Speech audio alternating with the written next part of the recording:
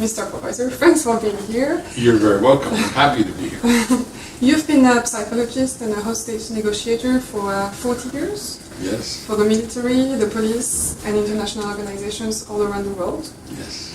So, could you tell us in what ways are people held hostage? Well, physically, obviously, is one way, but the psychological hostage taking happens by people who are around you, a boss, an employee, colleague, personal life with spouses, children, teachers, all kind of situations. So there's hostage taking to those, but the biggest hostage taking is to ourselves by mindset, by regrets and guilts and past experiences that interfere with living fully in the present. So you are a psychological hostage to yourself. Yeah.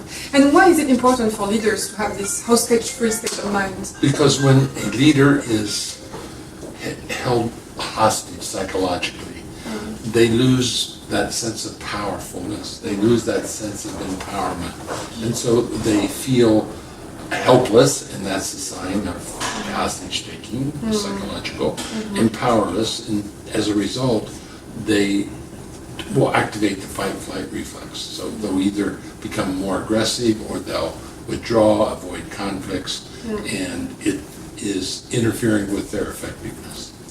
And how do you think can people stay positive in conflict situations? Well, always remember the goal. Learn to separate the person from the problem, and don't be reactive. Be proactive in terms of where you want to go, and never ever defend yourself against rejection, humiliation, and all the other things that can happen in conflict. Remembering most basically that conflict is fundamentally a positive thing because it is a difference. Where you have difference, then you have all kinds of creativity, innovation, and so forth. So we have to change the mindset about conflict and learn how to turn a conflict into something positive. Positive. Okay. So, to finish, what advice would you give for keeping a hostage-free state of mind, no matter what situation you're in?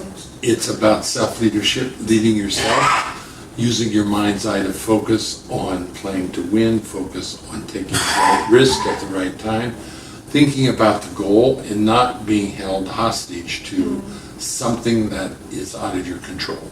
Okay. Okay. Thank you very much, Mr. Colorizer.